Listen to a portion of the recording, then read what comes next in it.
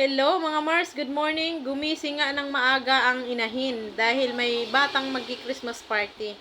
At ayan na nga mga Mars, pagkatapos siyang ayusan ni Ate Piyang, ay nagpahatid siya sa akin dahil ayaw, hindi niya daw kayang maglakad na siya lang mag-isa.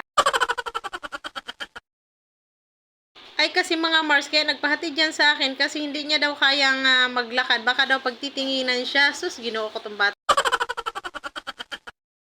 At baka daw may titingin daw sa kanya, natatakot siya mga Mars. Minamadali na nga ako niyan mga Mars sa paglakad kasi nga malilate na daw siya mga Mars. 8 ang simula ng kanilang Christmas party. Ang sabi ko naman sa kanya, ayaw mo nun, ikaw yung bida.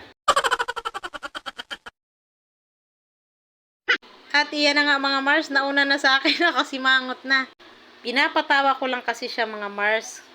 Natutuwa naman kasi ako mga Mars sa kanya kasi ang sabi ko nga sa kanya mga Mars, dun kami dumaan sa kalsada. Ay gusto talaga niya dumaan dito sa liblib. Ayaw daw niya kasi makita daw siya ng mga tao.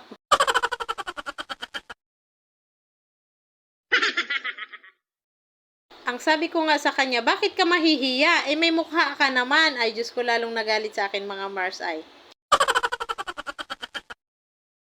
Ayun na nga mga kumare, sa hinaba-haba ng aming paglalakad ay kami din nakarating dito sa school niya after 1 hour na paglalakad.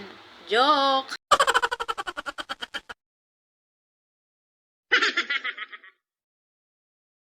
Bira-biro mga Mars, no? Natutuwa lang talaga ako sa bunso ko kasi malaki na siya. At iyan na nga mga Mars, paakyat na siya dun sa kanyang room. Natutuwa na siya mga Mars.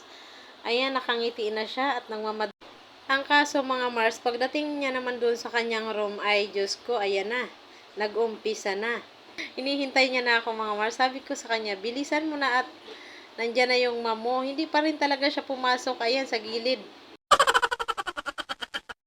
Ewan ko na lang talaga mga Mars kung saan tong batang to nagmana.